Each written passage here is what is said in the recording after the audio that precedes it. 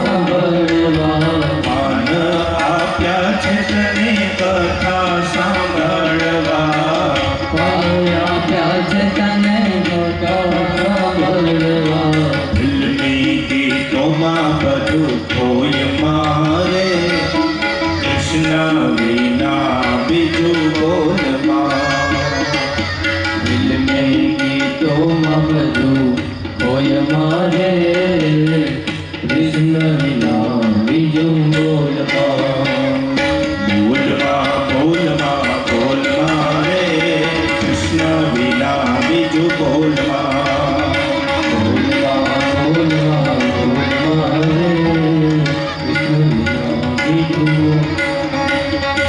बोलमा बोलमा बोलमा रे कृष्ण बिना बीजू बोलमा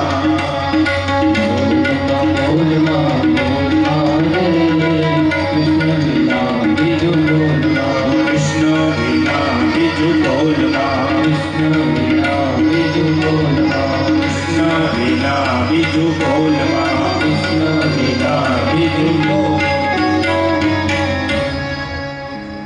श्री द्वारिकाधीश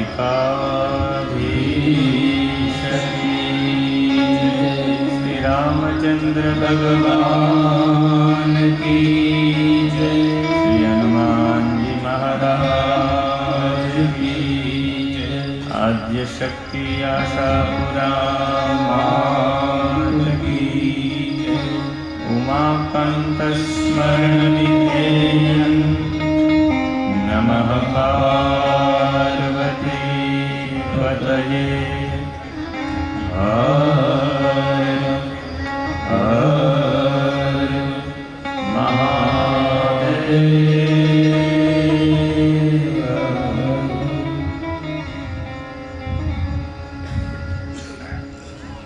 हरि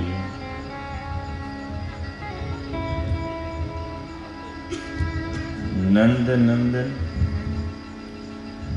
आनंद कंद श्री बालमुकुंदजीना श्री कृष्णना વાંગમય સ્વરૂપ ભાગવતજીને વંદન. રાવકી ગામની પ્રત્યક્ષ અપ્રત્યક્ષ રૂપમાં બિરાજી તમામ પરમ ચેતનાઓને વંદન. વિપ્રવૃંદ, સારસ્વત વૃંદ અને શ્રોતાવૃંદને જે કથા પંડાલમાં બિરાજિત છે તેમને તથા કથા ચેનલના માધ્યમથી ઘરે બેસી અને જીવંત પ્રસારણ નિહાળી રહેલા તમામ શ્રોતાઓના હૃદયસ્થ નારાયણને પ્રણામ સાથે સૌને જય શ્રી કૃષ્ણ.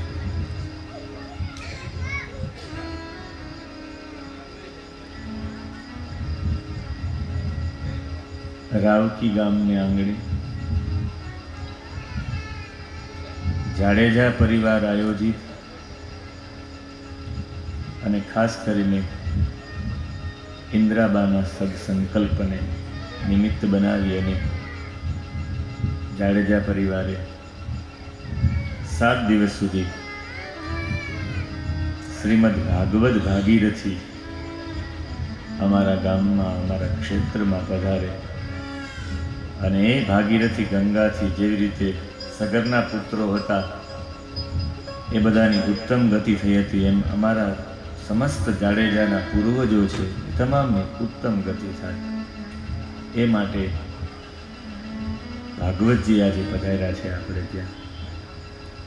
અને આ ભાગવતજી પધાર્યા છે એ દિવસ પણ કોઈ સામાન્ય દિવસ નહીં.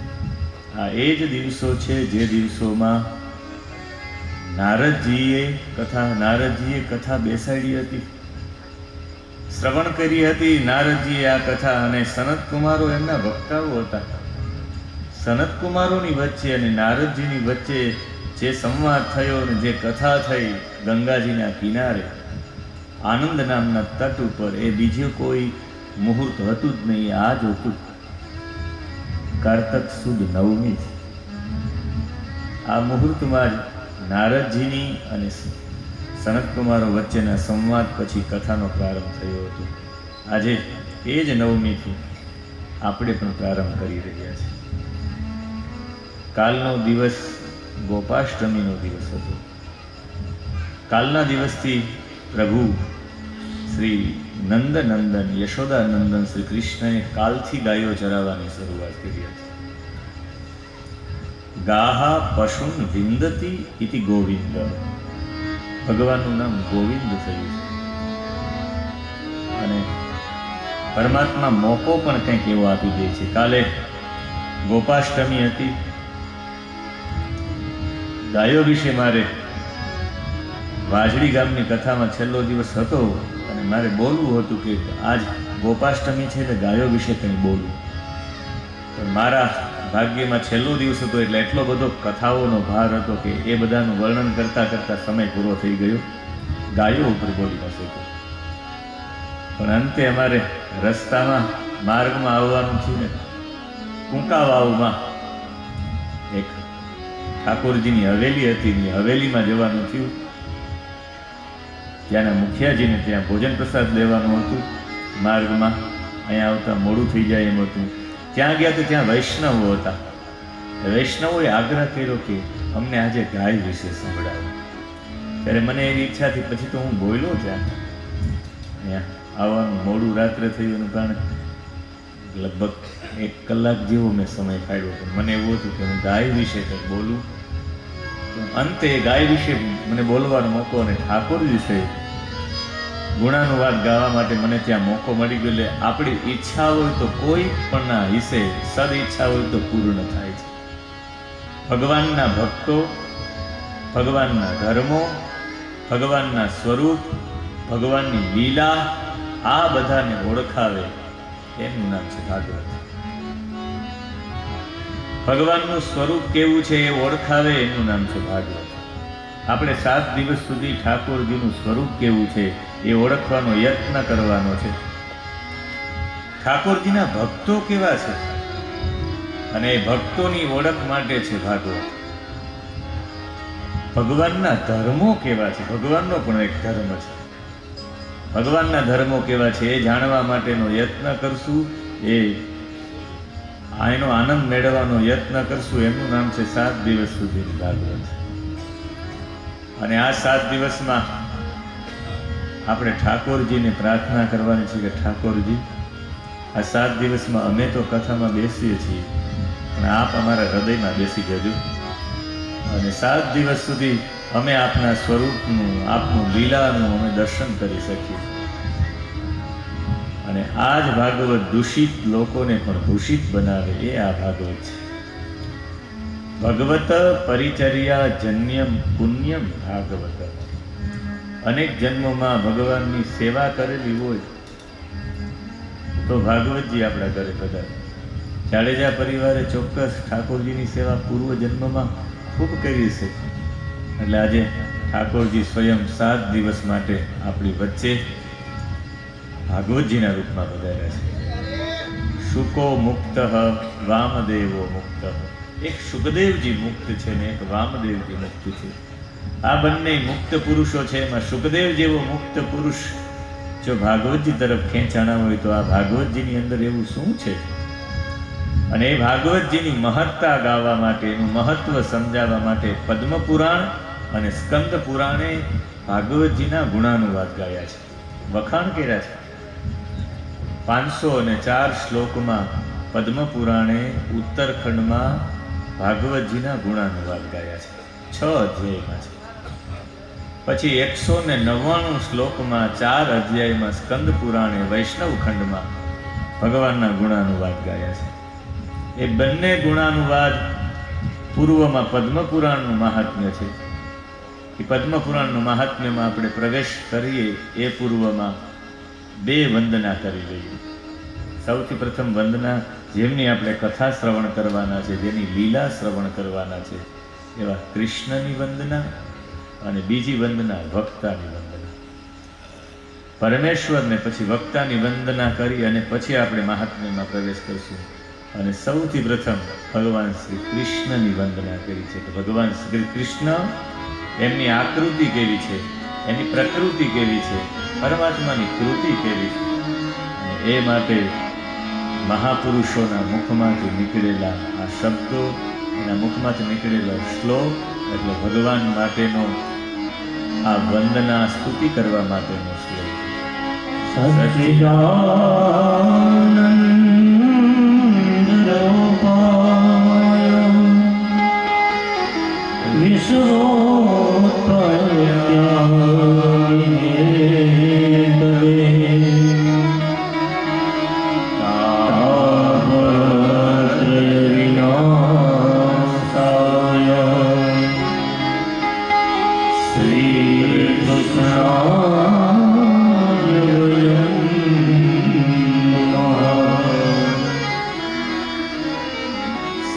કૃષ્ણાય વયમ નમઃ. અહીં સ્તવન માટે નૃ ધાતુ વાપરવામાં આવ્યો છે. નુમઃનો મતલબ થાય કે અમે ભગવાનનું સ્તવન કરીએ છીએ, અમે ભગવાનની સ્તુતિ કરીએ છીએ. કેવા ભગવાનની અમે બધા સ્તુતિ કરીએ છીએ? તો એના માટેના વિશેષણો આપ્યા છે.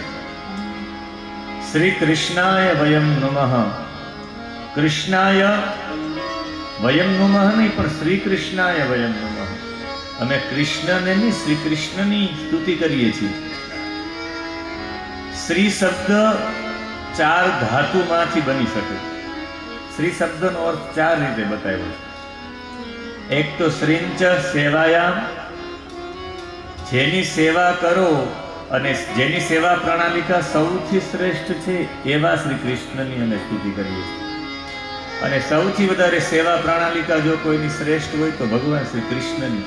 એમાં પુષ્ટિ સંપ્રદાયની વાત જ ન પૂછો કે ઠાકોરજી માટે સર્વસ્વ અર્પણ કરી દેવાનું. ઠાકોરજીને અર્પણ કર્યા વિના કંઈ પણ ગ્રહણ નહીં કરવું. અને ઠાકોરજીને લેશ માત્ર કષ્ટ ન પહોંચવું જોઈએ. કષ્ટ પડવું હોય તો મને પડે, ઠાકોરજીને કષ્ટ ન પડવું જોઈએ. એના માટે ઠાકોરજી માટે તો જ સુખે સુખીત્વમ, ઠાકોરજી સુખી એમાં હું સુખી, એવી જેની સેવા પ્રણાલિકા છે એ શ્રી. એ શ્રીનો મતલબ છે શ્રીંચ સેવાયામ. બીજો શ્રીનો અર્થ થાય શ્રુ. શ્રુ ધાતુ આવે છે શ્રુ હિંસાયામ.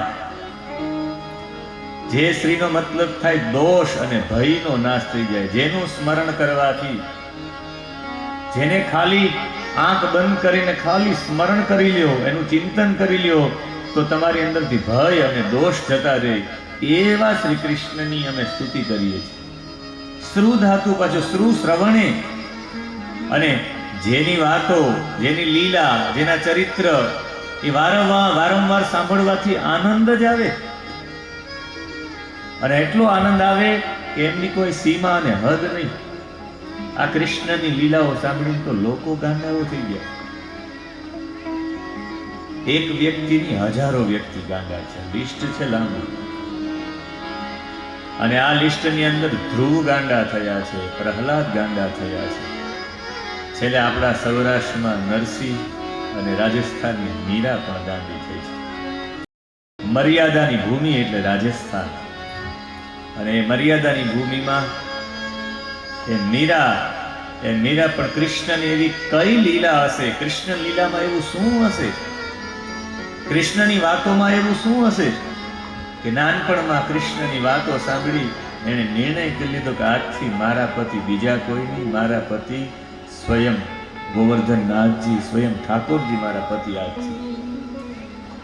રાજસ્થાનમાં તો નથ પણ બહુ મોટી પહેરવામાં આવે, કારણ કે કોડિયાઓ જમી ન શકે, વધારે દુઃખનું કારણ બને. અહીંયા સુધી તો એમની લાજ કાઢેલી હોય આવી મર્યાદાના જીવનમાં. અને ત્યાંના રાજઘરાણામાં રાણા સાંગાના દીકરાને ઘરે જેનું વિવાહ થયું હોય ને એ બધું મર્યાદા છોડીને કૃષ્ણ માટે નૃત્ય કરે તો એનો મતલબ સ્પષ્ટ થાય છે કે કૃષ્ણની વાતોમાં, કૃષ્ણની લીલામાં જેને સાંભળવાથી તમે આનંદિત થઈ જાઓ, એ શ્રુ ધાતુ ભગવાન માટે શ્રી શબ્દ એટલે વાપર્યો. શ્રી કૃષ્ણાય, એવા શ્રી કૃષ્ણની જેની વાતો સાંભળતા આનંદ કિલોલ થઈ જાય.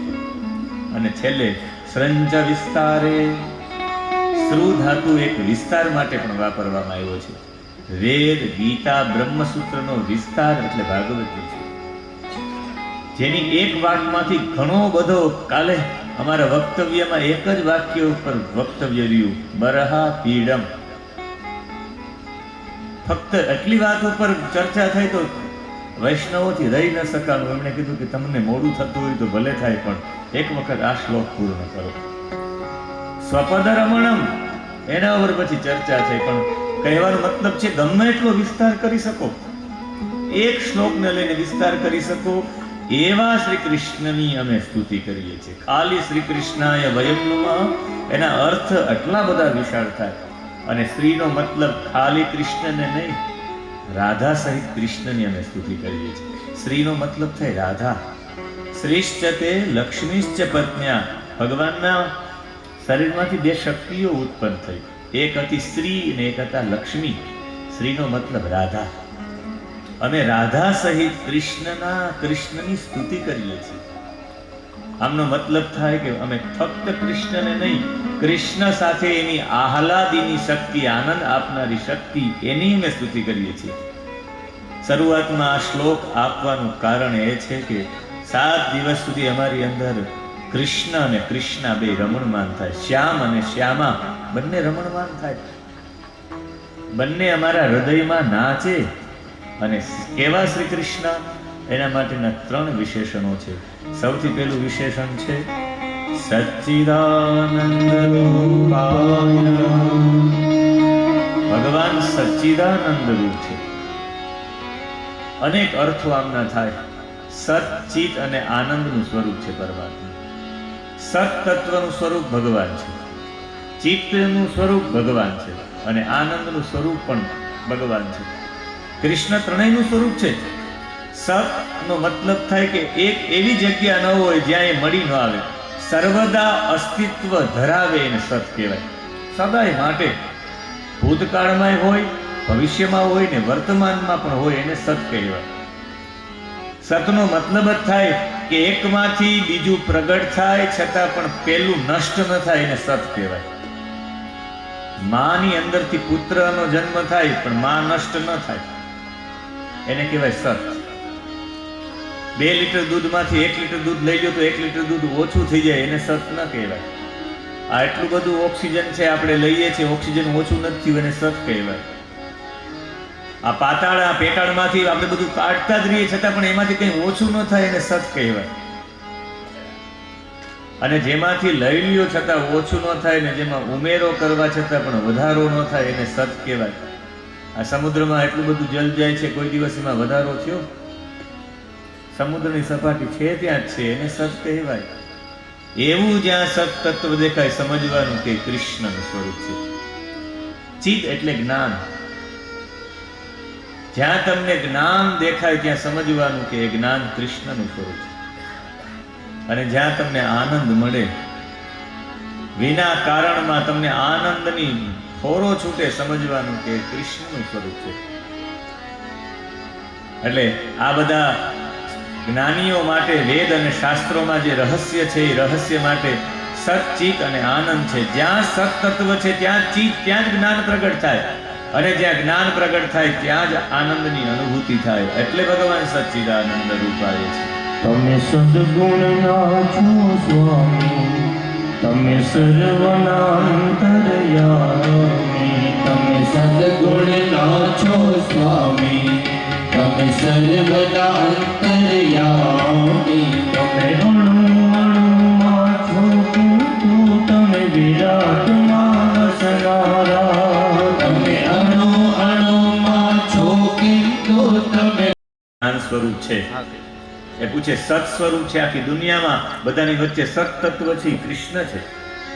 અને આપણે આનંદ પ્રાપ્ત થાય એ સ્વરૂપ પણ કૃષ્ણ છે. જ્ઞાનીઓ માટે સૂક્ષ્મ પરમાત્મા છે, સતના રૂપમાં, ચિદના રૂપમાં અને આનંદના રૂપમાં. જ્ઞાનના રૂપમાં, સત્વ તત્વના રૂપમાં અને આનંદના રૂપમાં જ્ઞાનીઓ માટે ભગવાન વસે છે.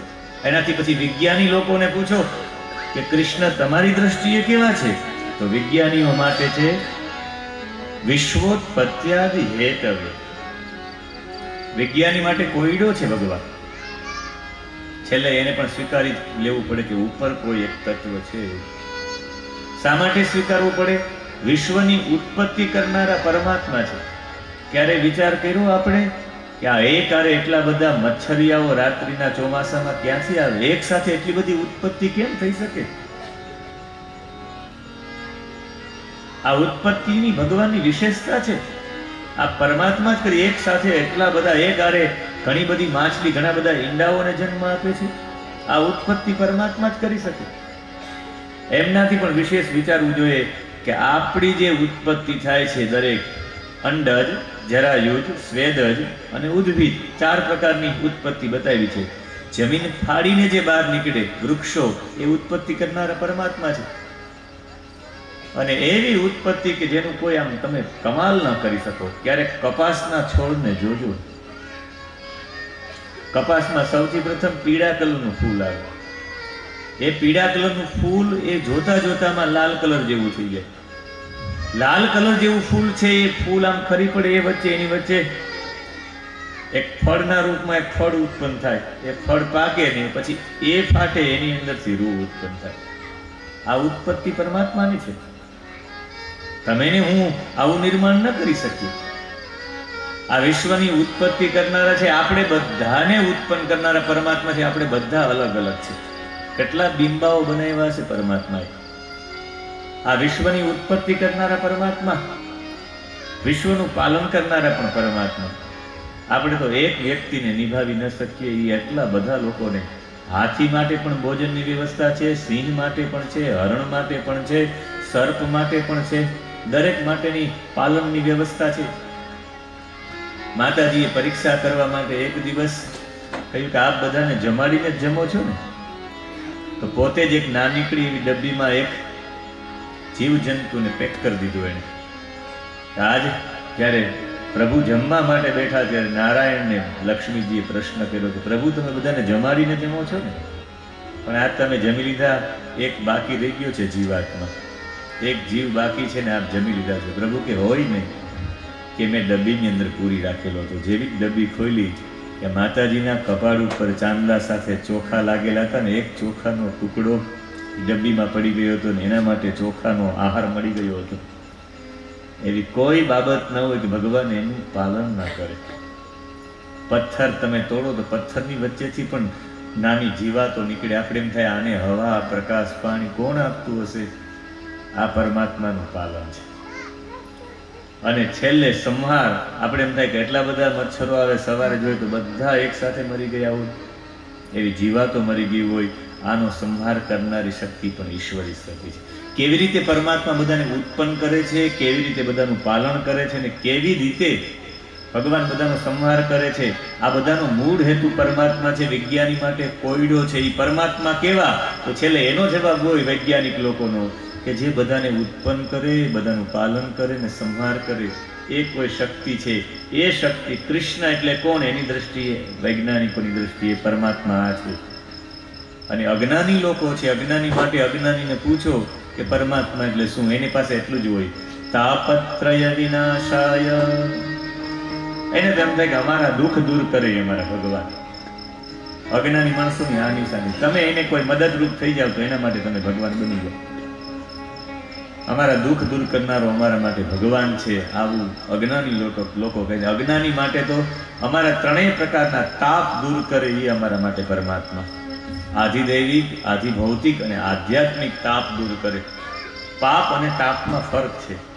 પાપનું ફળ છે એનું નામ છે તાપ. પાપ તમે કર્યા છે તમારે ભોગવવા જ પડી.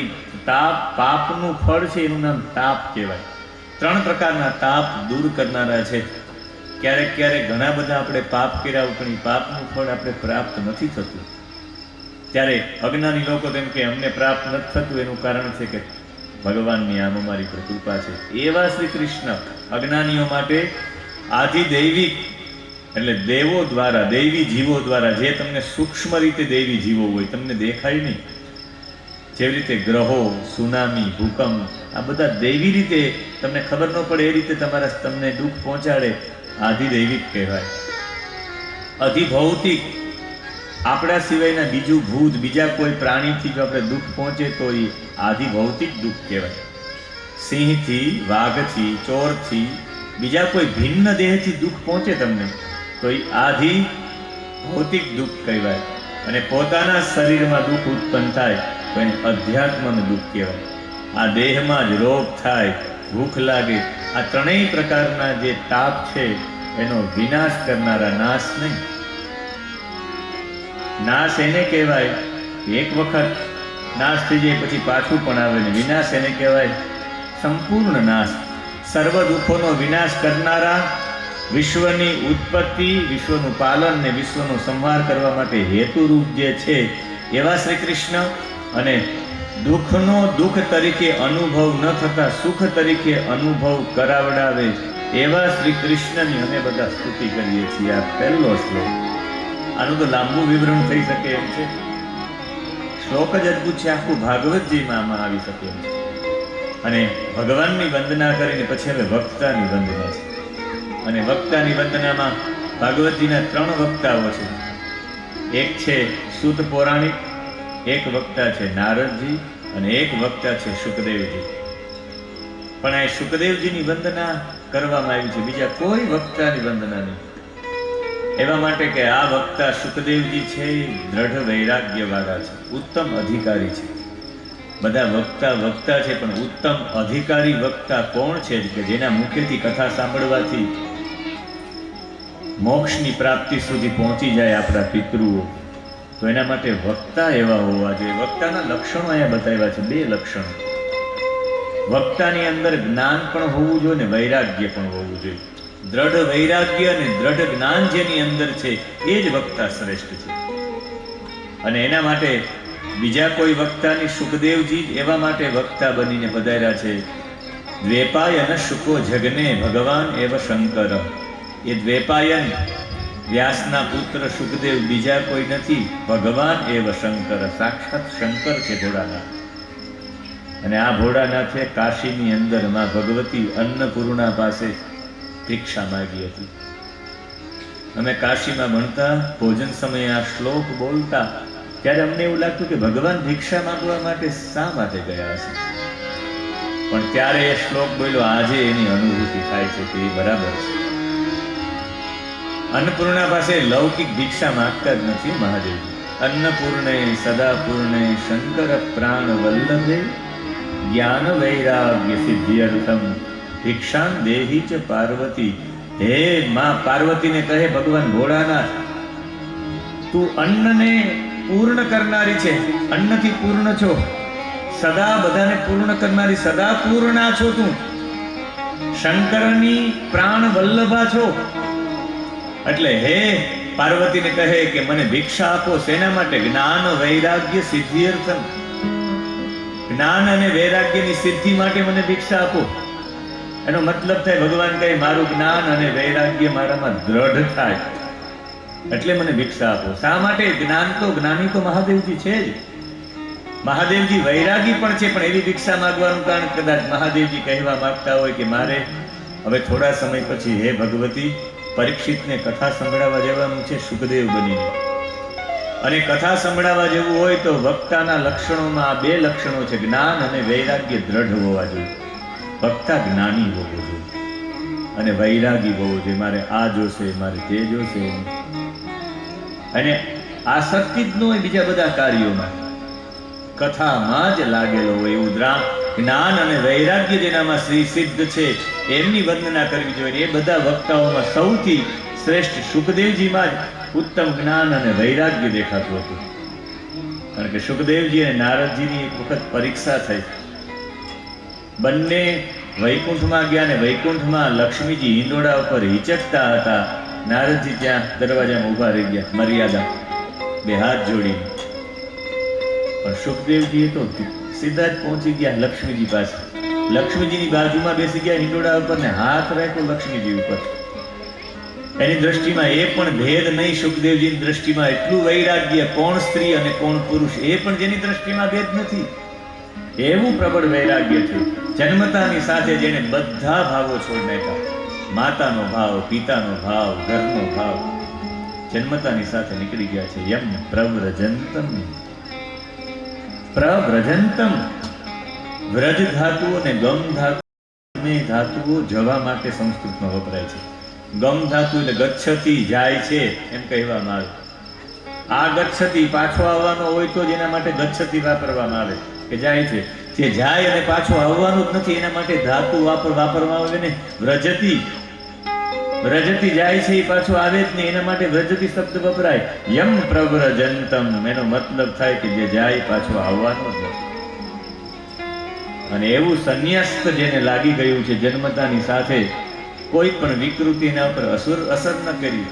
અનુપેતમ અપેત કૃત્યમ. અનુપેતમ જેને જનોય ગ્રહણ નથી કરી. જનો એવા માટે ગ્રહણ નથી કરી કે જનોય જો ગ્રહણ કરું તો બ્રહ્મચર્યાશ્રમ પાળવો પડે, બ્રહ્મચર્યાશ્રમ પાળો તો ગૃહસ્થાશ્રમ પાળવો પડે, ગૃહસ્થાશ્રમમાં પ્રવેશ કરો તો વાનપ્રસ્થાશ્રમમાં જવું પડે, ને વાનપ્રસ્થાશ્રમમાં જાવ તો છેલ્લે સંન્યાસ આશ્રમમાં જવું પડે, ચારેય આશ્રમમાંથી પાર કરવું પડે ને, ચારેય આશ્રમમાં હું ક્યાંક ફસાઈ જાઉં તો કોઈ આશ્રમમાં પ્રવેશ કરવો જ નથી. એટલે જનોય ધારણ નથી કરી. જનોય ધારણ નથી કરી એનો બીજો મતલબ એ છે કે સંસ્કાર છે યજ્ઞોપવિત. એ તો જેનામાં વિકાર હોય એમાં સંસ્કારની જરૂરિયાત છે. પરસેવો થાય વિકાર છે તો સ્નાનની જરૂરિયાત છે. વાળ લાંબા થાય છે એ વિકાર છે, વિકાર છે તો વાળ કપાવવા પડે.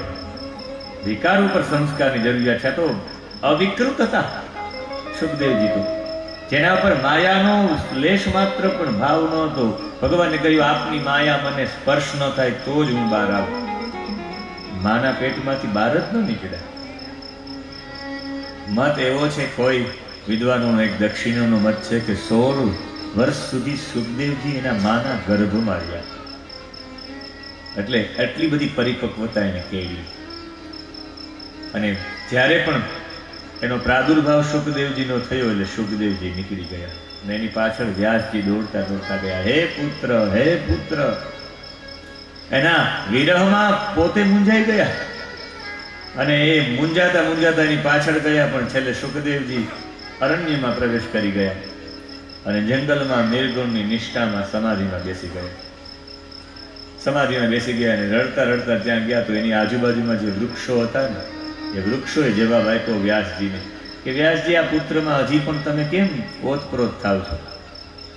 આ સર્વભૂત હૃદયમ, બધાના હૃદયમાં રહેવા વાળો પરબ્રહ્મ પરમાત્મા છે, સાક્ષાત શંકર છે. આ એવો વૃક્ષોએ જવાબ આપ્યો.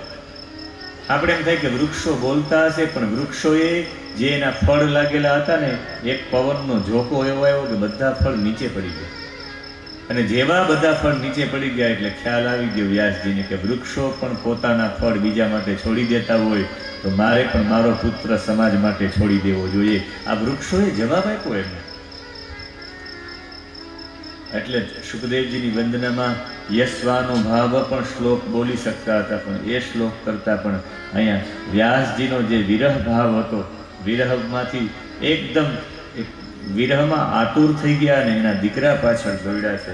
અને એના માટે અહીંયા મહાપુરુષોએ આ શ્લોકનું જ પ્રતિપાદન કર્યું છે. યમ પ્રવ્રજ ચંદમનુપેતમુપેતકૃત્યમ દ્વૈપાયનો વિરહકાતરજુહાવ પુત્રેતિ તન્મયતયા તર્વોభిદેવો તમ સર્વભૂતહૃદયં મુનિમાનતોસ્મિ. એના પિતાજી એની પાછળ જોડ્યા. વિરહ કાતર આદુહાવ પુત્રેતિ તન્મયતયા. હે પુત્ર, હે પુત્ર કરતા દોડ્યા પાછળ. પણ વૃક્ષોએ તરવહ અભિનેદુઃ, અભિનેદુઃ ઇતિ ઉત્તરમ દદુઃ. ઉત્તર આપ્યો વૃક્ષોએ, પોતાના ફળ છોડી દીધા અને જવાબ મળી ગયો કે મારે મારા પુત્રને છોડી દેવા જોઈએ. ચારે તરફ બધા વૃક્ષોએ એક સાથે ફળ નીચે પધરાવી દીધા એટલે બધા વૃક્ષોનો જવાબ મળ્યો. એટલે એને કહ્યું કે આ બધા વૃક્ષોની અંદર પણ મારો પુત્ર જ રહેલો છે ને, અમારા પુત્રનો જવાબ છે. એટલે ચારે તરફ આ નતોસ્મિ મુનિમ, આ નતોસ્મિ. ચારે તરફથી એને વંદન કરી લીધા છે. આ વંદન ના દીકરાને વંદન નથી. વ્યાસ ગુસ્સે ન થયા, પણ ગુણનિધિ પુત્રને વંદન કર્યા છે. તમારા સારામાં સાચા ગુણ છે. એના શરીરને નહીં, એના પુત્રની સન્નિષ્ઠાને વંદન કર્યા છે. એના પુત્રના દેહને નહીં, એની દિવ્યતાને વંદન કર્યા છે. એના પુત્રને નહીં, પણ પ્રભુ મગ્ન પરિવ્રાજકને વંદન કર્યા છે. સંબંધને નહીં, શ્રેષ્ઠત્વને વંદન કર્યા છે. વપુને નહીં, વૈરાગ્યને વંદન કર્યા છે. એટલે જ વસંત તિલકા નામના છંદમાં આખો શ્લોક પ્રતિપાદિત કર્યો છે. મુનિમ આનતોસ્મિ. મુનિમનો મતલબ શ્રીમદ ભગવદ્ ગીતા કહે મુનિ કોને કહેવાય? વીતરાગ ભય ક્રોધ સ્થિતધીર મુનિ ઉચ્યતે.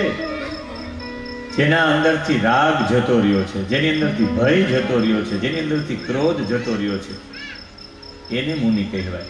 અને ખરેખર આની અંદરથી રાગ હતો જ નહીં. રાગ હોય તો પિતા પાસે ન રહે, જન્મતાની સાથે ભાગી ગયા. આની અંદર ભય પણ નહોતો, નિર્ભય હતા. અને એક નિર્ભય વ્યક્તિ સામેવાળાને નિર્ભય કરી શકે, જેના શ્રાપ મળેલો હોય કે 7મા દિવસે તક્ષક કરડશે ને એવા પરીક્ષિતની સામે બેસીને છેલ્લે પરીક્ષિત બોલે છે કે હું નિર્ભય થઈ ગયો છું. આ નિર્ભય હોય તો સામેવાળા નિર્ભય બનાવી શકે. એટલે જેની અંદર ભય પણ નીકળી ગયો હતો ને સુખદેવજીએ ક્યાંય ક્રોધ કર્યો જ છે જ નહીં. જે જવાબો આપ્યા છે એકદમ હસતા ભાવ સાથે ને સુખદેવજીએ ક્રોધ પણ નથી કર્યો. ક્રોધ, રાગ, ભય બધું જેનામાંથી નીકળી ગયું છે અને પરમાત્મામાં જેની બુદ્ધિ સ્થિર થઈ ગઈ છે એને મુનિ કહેવાય. મુનિમ આનતોસ્મિ, એવા મુનિની વંદના કરી છે. અને પછી નૈમિષારણ્યમાં સીધા પહોંચી હવે મહાત્મ્યનો પ્રારંભ થયો. 504 શ્લોક અને પદ્મ પુરાણના 6 અધ્યાય. એમાં નૈમિષારણ્યમાં બધા ઋષિઓ એકત્રિત થયા છે, 88,000 ઋષિઓ. અને આ 88,000 ઋષિઓએ એક સત્ર કર્યું છે, બહુ મોટું સત્ર. સૌથી પ્રથમ તો કથા એક એવી પણ છે કે બધા બ્રહ્માજી પાસે ગયા ઋષિઓ કે અમારે જ્ઞાન સત્ર કરવું છે, અમને એવું સ્થાન બતાવો જ્યાં અમારું મન સ્થિર થઈ શકે. બ્રહ્માજી મનોમય ચક્ર છોડ્યું ને મનોમય ચક્ર જે જગ્યા ઉપર એના આરાઓ ફરી જાય ત્યાં તમારે આ જ્ઞાન સત્ર કરવું. ચક્ર આગળ, બધા ઋષિઓ પાછળ. અને જે ચક્ર એક જગ્યા ઉપર એના આરાઓ ફરી ગયા, સંસ્કૃતમાં આરાઓને નૈમી કહેવાય. નૈમી એટલે આરાઓ, શિરિયતે એટલે ખરી જવા. નૈમિહિ શિરિયતે ઇતિ નૈમિષારણ્ય. જ્યાં આરાઓ ફરી ગયા ત્યાં જ બધા ઋષિઓએ જ્ઞાન સત્ર કર્યું. સવારની અંદર યજ્ઞ થાય અને બપોર પછી જ્ઞાન ચર્ચા થાય. આ આપણી પરંપરા હતી. જે પણ જગ્યાએ જાઓ તો એ સમયે યજ્ઞ સંપન્ન થાય પછી એ યજ્ઞ ઉપર ચર્ચા થાય, જ્ઞાન ચર્ચા. અને એ જ્ઞાન સત્રની અંદર જ્યારે સૂત પૌરાણિક પધાર્યા છે, સૂત પૌરાણિકને જોઈને એવું લાગ્યું કે આ પુરુષ છે એ આપણા બધાનો જવાબ આપશે. અને એમને વ્યાસપીઠ ઉપર બેસાડી અને સૌથી પ્રબુદ્ધ શ્રોતા શૌનકજી, સૌથી ઉંમરમાં બધાથી મોટા હતા, વયોવૃદ્ધ હતા, 10,000 વિદ્યાર્થીઓને ભણાવનારા હતા, કુલપતિ હતા. અને એ શૌનકજી ઊભા થઈ અને 7 પ્રશ્નો કર્યા છે. ને આ 7 પ્રશ્નો અને પ્રથમ સ્કંદના 6 પ્રશ્નો, 13 પ્રશ્નો ઉપર આખા ભાગવતજીના 12 સ્કંદો છે. સૌથી પહેલો પ્રશ્ન એ પૂછ્યો હતો કે હે સૂત પૌરાણિકજીને કહ્યું કે આપ અમને કહો, ભક્તિ, જ્ઞાન અને વૈરાગ્યથી પ્રાપ્ત થતો વિવેક કેવી રીતે વધે? પહેલો પ્રશ્ન. એક તો અમારા જીવનમાં ભક્તિ આવે, અમારા જીવનમાં જ્ઞાન આવે ને અમારા જીવનમાં વૈરાગ્ય પણ આવે. કારણ કે જીવનમાં ખાલી ભક્તિ નહીં, જ્ઞાન અને વૈરાગ્ય યુક્ત ભક્તિ છે એ જ ભક્તિ શ્રેષ્ઠ છે. બાકી ભક્તિ વાંજણી છે. હમણાં માહાત્મ્યમાં કથા આવશે. જ્ઞાન અને વૈરાગ્યના પુત્ર છે. જો જ્ઞાન અને વૈરાગ્ય આપણા જીવનમાં ન હોય ને એ ભક્તિ છે તો એ વાંજણી ભક્તિ છે. અને આ જ્ઞાન, વૈરાગ્ય અને ભક્તિ ત્રણેય પ્રાપ્ત થાય તો એમાંથી શું પ્રાપ્ત થાય? વિવેક. આપણી દોડધામ છે ને વિવેકની દોડધામ છે. આપણે વિવેક ખ્યાલ આવીએ સત શું છે ને અસત શું છે, આ જીવનમાં જાણવા જેવું છે. એટલે આ ત્રણેયથી વિવેક કેવી રીતે વધે એ સૌથી વધારે તો કઠિનમાં કઠિન છે ભક્તિ, જ્ઞાન, વૈરાગ્ય યુક્ત થવું. અને એ થઈ જાય પછી મેળવવા પછી પણ એને ટકાવવું તો બહુ કઠિન છે. એમાં વૃદ્ધિ કેવી રીતે કરવી? પહેલો પ્રશ્ન. શૌનક આદિ ઋષિઓએ ઊભા થઈને સૂત પૌરાણિકને બીજો પ્રશ્ન કર્યો છે કે જન્મેલા સૌ લોકો માયાથી પીડાય છે. માયા શું કરાવડે? માયામાંથી મોહ ઉત્પન્ન થાય છે. આપણે મોહ ઉત્પન્ન થઈ ભગવાનની માયા છે. માયા છે એટલે મોહ છે. માયા હટી જાય તો મોહ ન રહે. ઘણા બધા પુરુષોને આપણે એમ થાય કે અમને મોહ જ નથી, માયાનો પડદો હટી ગયો. માયાથી જ મોહ ઉત્પન્ન થાય તો વૈષ્ણવોએ આ મોહને કેવી રીતે દૂર કરવો જોઈએ? બીજો પ્રશ્ન. ત્રીજો પ્રશ્ન કર્યો છે કે ઇન્દ્રિયો બહુ ભોગ ભોગવે છે પણ ઇન્દ્રિયો કોઈ દિવસ થાકતી જ નથી. આંખને ગમે એટલું જોવાનું આપો તો આંખ એમ ન કહે કે હું તૃપ્ત થઈ ગઈ, એમ થાય કે હજુ જો. આ જીભને એટલું બધું તમે જમાડો, એટલા બધા સ્વાદો ચખાડો તો એ જીભ કોઈ દિવસ તૃપ્ત થતી જ નથી. એને એમ થાય કે આ ચાખી લઉં, તે ચાખી લઉં. ડાયાબિટીસ થઈ હોય તો જીભને એક વખત એવું થાય કે મિષ્ટાન ગ્રહણ કરી લઉં. અલ્સર થયા હોય તો એક વખત જીભને એવું થાય કે હું તીખી વસ્તુ ખાઈ લઉં, સુગર એન્ડ સ્પાઇસ. આવી ઈચ્છા થાય એનો મતલબ કે ઇન્દ્રિયો ભોગ ભોગવતા છતાં પણ થાક નહીં. અને આ બધા ભોગ ભોગવવાથી અંદર ક્લેશ થાય. આ ક્લેશને દૂર કરવા માટેનું સાધન કયું? સાધન કહો અમને. ચોથો પ્રશ્ન કર્યો છે પરમ કલ્યાણકારી સાધન શું? સૌનું કલ્યાણ કરે એવું કોઈ સાધન છે? જેમાં એકનું નહીં સર્વનું કલ્યાણ થાય. પાંચમો પ્રશ્ન કહ્યો છે કે પરમ પાવન શું? પાવનનો મતલબ થાય પવિત્ર તો અનેકોએ પણ સર્વ રીતે બધાને પવિત્ર કરે એને પાવન કહેવાય. તો પરમ પાવન શું છે? છઠ્ઠો પ્રશ્ન કર્યો છે. ભગવાન શ્રી કૃષ્ણને મેળવી આપનારું શાશ્વત નિત્ય સાધન કયું? અને સાતમો પ્રશ્ન હતો કે આ કર્ણ માટે યોગ્ય ઉત્તમ રસાયણ કયું? ને આ બધી વાતો સાંભળીને સૂત પૌરાણિકે શૌનક આદિ ઋષિઓને કહ્યું કે શૌનક, મને ખ્યાલ છે આપના હૃદયમાં ભગવાન પ્રત્યે પ્રેમ છે અને શ્રદ્ધા છે. એમ વિચારીને સંપૂર્ણ સિદ્ધાંતનો સાર હું આપને સંભળાવું છું, જે સાંભળવાથી પ્રાણી જન્મ અને મૃત્યુનો નાશ કરીને પરમધામને પ્રાપ્ત થઈ જાય છે. પણ તું અધિકારી એવા માટે છે કે તારા હૃદયની અંદર પરમાત્મા પ્રત્યેનો પ્રેમ છે. પ્રીતિ શૌનક ચિત્તે તે યતો વાસ્મિ વિચાર્ય ચ સર્વ સિદ્ધાંત નિષ્પન્નમ સંસાર ભયનાશનમ. સતયુગમાં પરમાત્મા ધ્યાનથી મળતા, એના પછી ત્રેતા યુગ આવ્યો એમાં યજ્ઞ દ્વારા ભગવાન મળતા, દ્વાપર યુગમાં સેવાથી પરમાત્મા મળતા અને કલીની અંદર કીર્તનથી ભગવાન મળે છે. કાલ અનુકૂળ સાધન અલગ અલગ હોય છે, પણ જેવી રીતે કાળ આપણો કોળીઓ કરી જાય એ પૂર્વમાં ભગવાનના જેટલા ગુણાનુવાદ થઈ શકે એટલા કરવા જોઈએ. કલીની અંદર મન શુદ્ધિ માટે બીજો કોઈ ઉપાય છે જ નહીં, એક ભગવાનનું કીર્તન જ છે. અને એ કીર્તનમાં પણ આ તારા શૌનક આદિના જે પ્રશ્નો હતા એ સાથે સાત પ્રશ્નનો એક જ જવાબ હતો, શ્રીમદ ભાગવતમ. શ્રીમદ ભાગવત છે સાથે સાત પ્રશ્નનો ભક્તિ જ્ઞાન વૈરાગ્ય ભાગવતજી શ્રવણ કરવાથી વધે. એમાંથી એ ભક્તિ જ્ઞાન વૈરાગ્ય સહિતનો વિવેક ભાગવતજી શ્રવણ વારંવાર શ્રવણ કરો એટલે વૃદ્ધિ થાય. જો મોહમાંથી દૂર થવું હોય તો મોહનની કથા સાંભળો, મોહમાંથી દૂર થઈ જાય. ક્લેશ દૂર કરવો હોય તો કૃષ્ણની કથા સાંભળો એટલે ભાગવત સાંભળો, ક્લેશ દૂર થઈ જાય. બધાનું કલ્યાણ કરે ભાગવત કથા બેસાડે એક વ્યક્તિ, આખા પરિવારનું કલ્યાણ, સૌનું સાંભળનારનું બધાનું કલ્યાણ થાય. જ્યાં સુધી શબ્દો પહોંચે ત્યાં સુધી બધાને પાવન કરનારું તત્વ પણ શ્રીમદ ભાગવત છે ને કૃષ્ણને નિત્ય મેળવી આપવા હોય તો ભાગવતજી જ છે જે કૃષ્ણને નિત્ય મેળવી આપે. આ કાનનું રસાયણ પણ ફક્ત ને ફક્ત શ્રી કૃષ્ણનું આ ભાગવત ગ્રંથ જ છે. બીજી કોઈ વાત ન કરતા સૂત પૌરાણિક કહે કે હું પ્રત્યક્ષ હાજર હતો, આ મારું અનુભવજન્ય હું વાત કરું છું. મારી હાજરીમાં મેં મુક્તિ જોઈ પરીક્ષિતજીની.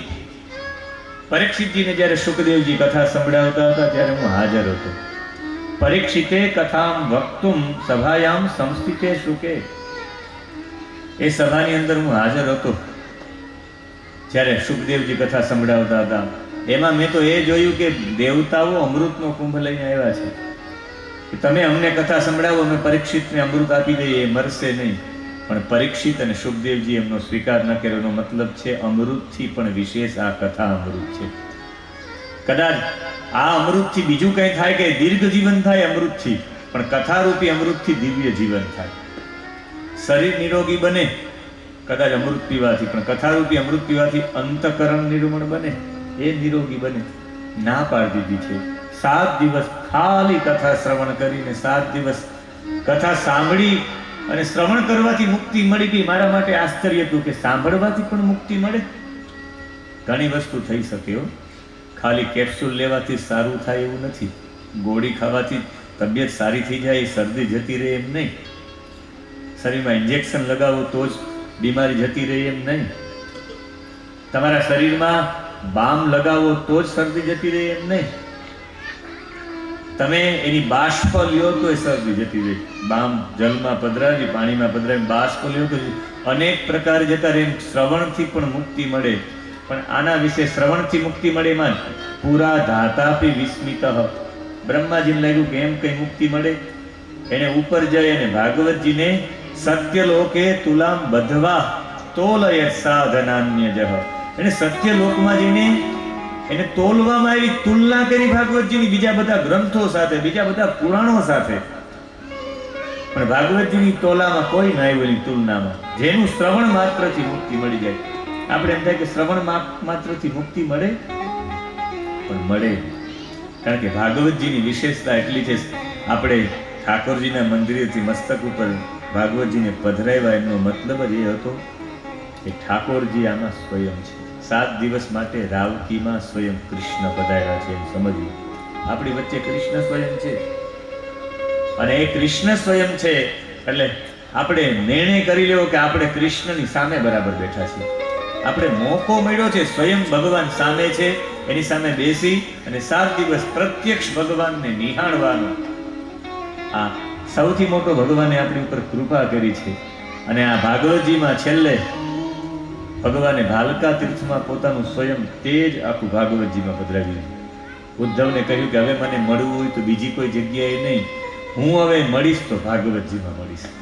ભગવાને પોતાનું સંપૂર્ણ તેજ પધરાવ્યું. એટલે ભાગવતજીની વિશેષતા બીજા બધા પુરાણોથી સર્વશ્રેષ્ઠ એવા માટે છે, ભગવાને પોતાનું આખું તેજ એમાં પધરાવ્યું છે, પોતાની ચેતના પધરાવી છે, એટલે ભાગવતજીની મહત્તા છે. એ જ ભાગવતજી સત્યલોકમાં બ્રહ્માજી જુએ કે એનું શ્રવણથી પણ મુક્તિ મળી જાય. કોઈ વાયરિંગ આમ ખુલ્લું હોય ને એને અડો તોય શોટ લાગે, એ શોટ લાગેલો વ્યક્તિ છે એને અડો તોય શોટ લાગે. જો આ વીજળીનો એટલો ચમત્કાર હોય તો એ પરમ ચેતના કૃષ્ણની હોય, કૃષ્ણની ચેતનાનો કેટલો પ્રભાવ હશે. એવી ચેતના મારા મસ્તિષ્કમાં આવે, મારા વિચારોમાં આવે, એટલે મસ્તક ઉપર રાખવાનું છે. પોથીજી એટલે મસ્તક ઉપર રાખીને આપણે જઈએ છીએ. સ્વયં કૃષ્ણ મારા મસ્તકમાં આવે, કૃષ્ણની વિચારધારા મારા મસ્તકમાં આવે. અને 7 દિવસમાં મુક્તિ મળી ગઈ પરીક્ષિતથી. 7 દિવસનો ક્રમ આ પરીક્ષિતથી નહીં, આ 7 દિવસનો ક્રમ નારદજીથી આવ્યો છે. સૂત પૌરાણિક કહે પરીક્ષિતને 7 દિવસ જ કથા સંભળાવી. એમનો એક મતલબ એની પાસે મૃત્યુના 7 દિવસ જ બાકી હતા. 7મા દિવસે તને તક્ષક નામનો નાગ કરડશે એવો શ્રાપ હતો, એમ નહીં, પૂર્વકાળમાં પણ નારદજીએ પણ 7 દિવસ સુધી કથા સાંભળી હતી. 7 દિવસ સુધી કથા સાંભળવાનો ક્રમ નારદજીએ આપેલો છે. આપણે કહ્યું કે અમે તો નારદજી વિશે એવું સાંભળ્યું છે, શૌનકજી કહે કે એક જગ્યાએ ક્યાંય સ્થિર ન રહે, જગ્યા ઉપર સ્થિર ન રહીને પરિભ્રમણ જ કરે એવા નારદજીને કથા શા માટે સાંભળવી પડી? વિધિમાં જેને રુચિ જ નથી, વિધિ વિધાનમાં રુચિ નથી. નારદજી કોઈ દિવસ કોઈ વિધિ વિધાનમાં હોય જ નહીં. સતત હાથમાં કરતા લઈને ભગવત નામ સિવાય બીજા કોઈમાં હોય જ નહીં. નારાયણ નારાયણ, વિધિમાં રુચિ જ નથી એની. અસ્થિર છે, લોક વિગ્રહ યુક્ત છે, લોકોની સાથે ટચમાં રહેવા વાળા છે. આજે પાતાળ હોય, ક્યારેક ભૂલોકમાં, ભુવલોકમાં, સ્વર્ગલોકમાં. એને કથા કોની પાસે સાંભળી? ત્યારે કહ્યું કે મને શુકદેવજીએ શિષ્ય ગણીને એકાંતમાં રહસ્ય જણાવ્યું. સૂત પૌરાણિક કહે કે હું આપને કહું છું. સનત કુમારો 4 ભાઈઓ છે. એની ઉંમર 4 ભાઈઓની ઉંમર એવી લાગે કે 5 વર્ષના જ બાળકો છે. આપણા પૂર્વજોના પૂર્વજ, પણ બાળકો જેવી જેની ઉંમર લાગે છે. આપણે એમ થાય કે ચારેય સનત કુમારો હશે એ ખરેખર બાળક જેવા છે. સનત, સનાતન, સનંદન અને સનક એમ 4 ભાઈઓના નામ છે, જેને આપણે સનત કુમારો કહીએ છીએ. અને 4 ભાઈઓ એટલા બધા સુંદર અને દેખાવડા છે. કુમાર શબ્દ એટલે પાછળ લગાડવામાં આવ્યો. કુમાર શબ્દ કુત્સતી મારયતી સકુમાર, કુત્સિત કરે. અરે કામદેવને પણ કુત્સિત કરે એવું જેની અંદર સ્વરૂપ છે એને કુમાર કહેવાય. એટલે આપણે બેનના ઘરવાળાને કુમાર કહીએ છીએ કે તમારી પાસે કામદેવ પણ ટૂંકા લાગે છે, એટલા સુંદર આપ છો. એટલે કુમાર માનવાચક શબ્દ છે. એટલે કુમાર શબ્દ એટલે એવા માટે વાપરવામાં આવ્યો છે. અને આ કુમાર શબ્દની વ્યાખ્યા પણ છે. અને આ કુમાર એક રીતે જોવા જાય તો પરમાત્માની અંદર કુત્સિતો મારો યસ્માત સકુમાર, કામદેવને પણ કુત્સિત કરે એવા આ 4 છે ને. આ 4 એટલા બધા સુંદર હોવા છતાં પણ એને એક જ આશ્રય લીધો જેના ઉપર કામ વાસના લેશ માત્ર નથી. જીવ માત્ર ઇન્દ્રિયો દ્વારા કોઈ દિવસ બ્રહ્મચર્ય પાડી જ ન શકે, પણ આ 4 ભાઈએ આ જીવન બ્રહ્મચર્ય પાડ્યું છે. અને આ જીવન બ્રહ્મચર્ય પાડવું હોય તો એના માટેનો એક મંત્ર છે. તમે રોજ માટે આ મંત્ર બોલો તો આ જીવન બ્રહ્મચર્ય પડે. અને મુખમાં એક જ નામ હોવું જોઈએ, હરિશરણમ હરિશરણમ. સનત કુમારો ફક્ત આ જ બોલતા હતા, અમારું શરણ, અમારો આશ્રય, અમારું ઠેકાણું, અમારું બધું, અમારો વિસામો હરિ એક જ છે, બીજું કોઈ નહીં. એવો આશ્રય લઈને જીવે ને એના જીવનમાં કામ વાસના ન આવે. અને ચારે ભાઈઓ સત્સંગ માટે જીવતા હતા. સત્સંગ માટે જ જીવે, બીજું કાંઈ નહીં. કથા માત્ર એક જીવીને કથા જેનો ખોરાક હતો. જ્યાં કથા સંભળાતી હોય સનત કુમારો આવીને બેસી જાય. આ રાવકી છે તો ચોક્કસ અત્યારે કથાના પ્રેમી સનત કુમારો છે. આ 7 દિવસમાં એક દિવસ સનત કુમારો ચક્કર લગાવશે, ચારે બાળકોના રૂપમાં ને કથા શ્રવણ કરશે. કોઈ કથા શ્રવણ વાળું ન હોય તો પોતે બેસે.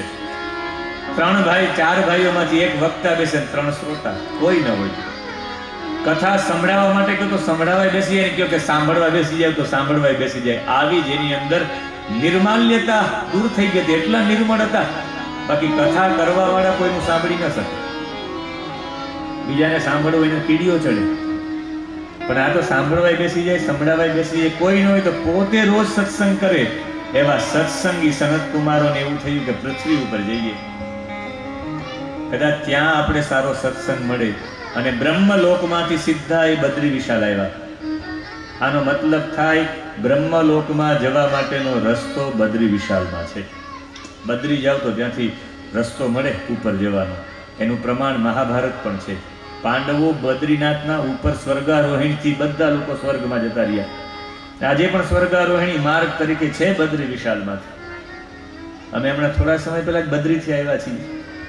એટલે બદ્રી વિશાલની એ ભૂમિ ઉપર સનત કુમારો બ્રહ્મલોકથી નીચે પધાર્યા છે અને સત્સંગ માટે જતા હતા. અને એ સત્સંગ માટે જતા હતા, સનત કુમારોને ક્યાંક સત્સંગ મળે અને એમાં એને નારદજીને આવતા જોયા. પ્રસન્ન થઈ ગયા કે ઓહો, નારદજી આવે છે, જેના મુખમાં સતત ભગવાનનું નામ જ છે. સતના સંગમાં જ રહે છે. સત એટલે પરમ તત્વ. એ પરમ તત્વ એ સત તત્વના સંગમાં રહે એવો સત્સંગી નારદજી મળ્યા છે. રોજ નારાયણ નારાયણ કરતા આવતા હોય. આજ એના મુખમાં નારાયણનું નામ ન હતું. વિસ્મૃતિ. નારદજીની મુંડી નીચે હતી, ગળામાં વીણા હતી, હાથમાં કરતાલ પણ આજ નીચી હતી.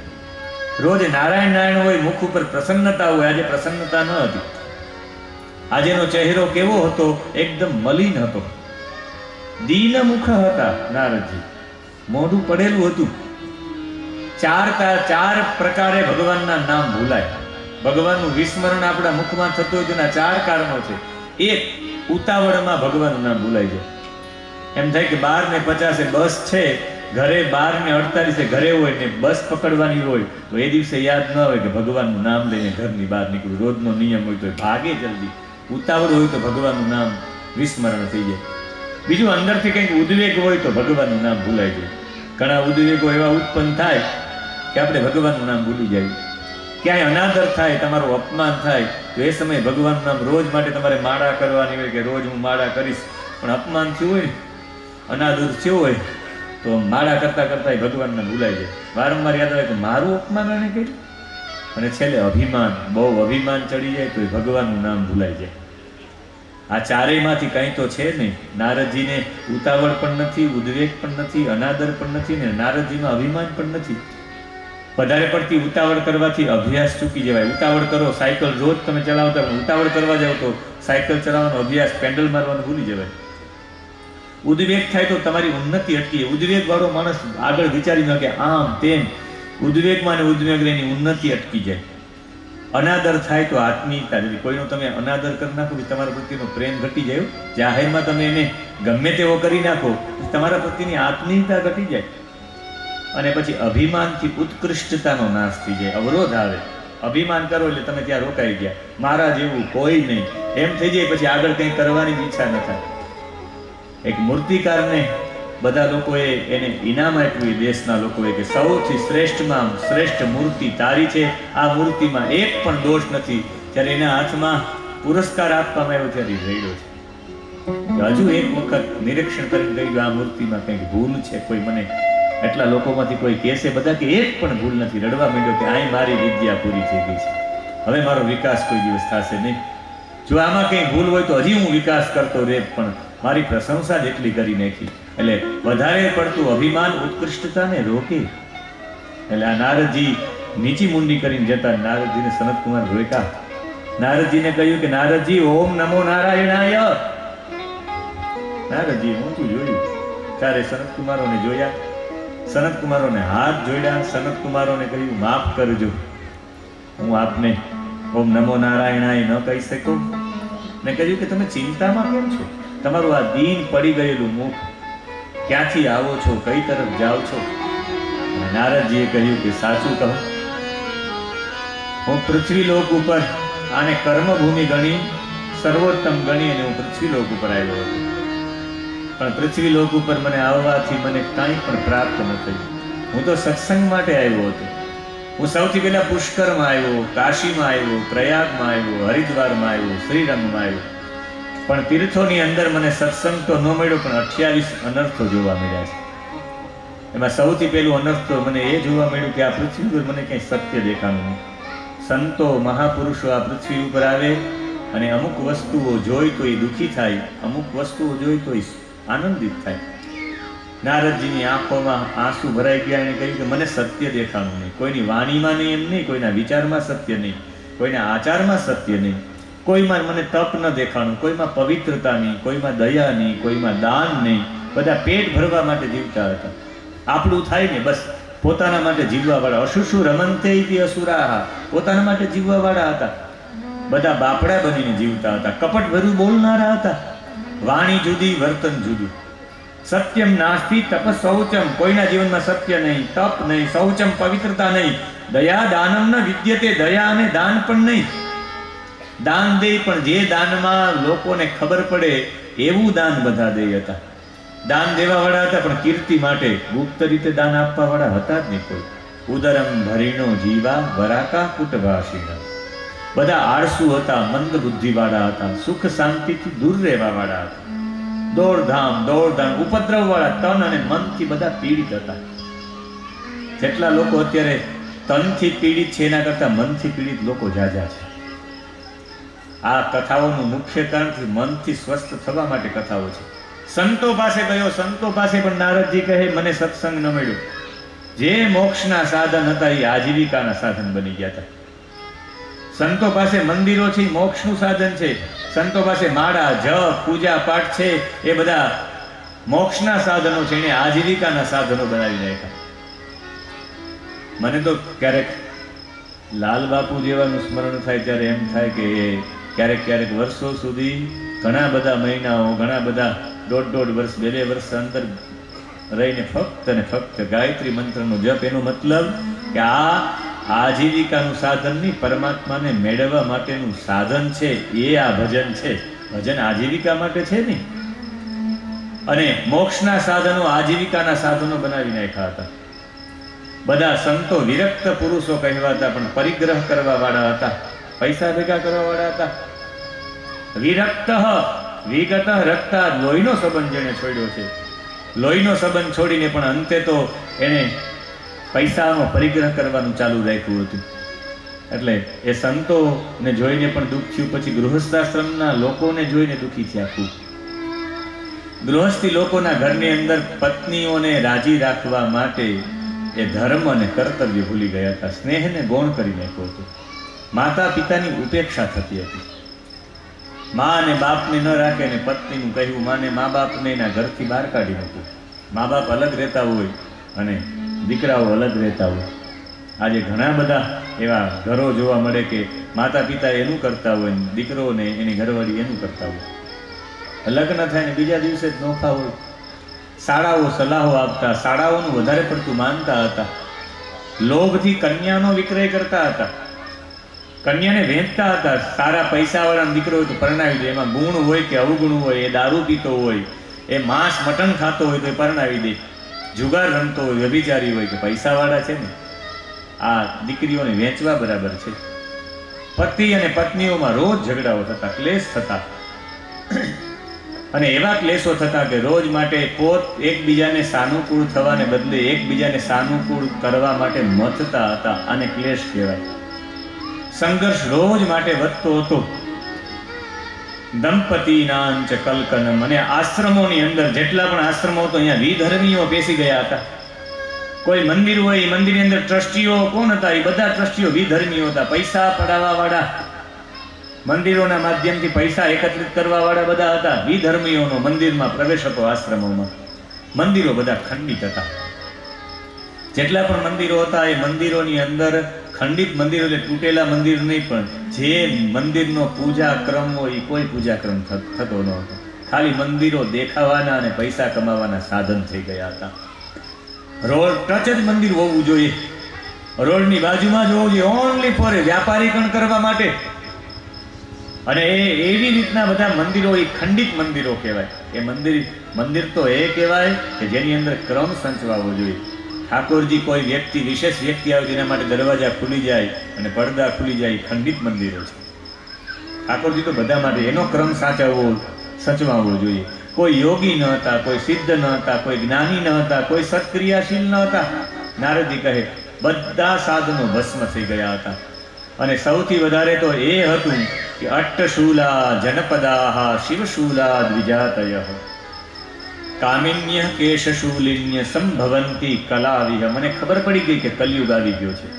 આ 3 લક્ષણો મેં જોયા એટલે મને ખ્યાલ આવ્યો કલી આવી ગયો છે, છે. તો હવે નારદજી કહે કે મારે આશા ખોટી છે આ બધી રાખવી. એવા માટે ખોટી હું આશા રાખવાનું છોડી દઉં, કારણ કે 3 વ્યક્તિઓ બગડે એટલે સમજવાનું કે આ કલીનો પ્રભાવ સંપૂર્ણ આવી ગયો છે.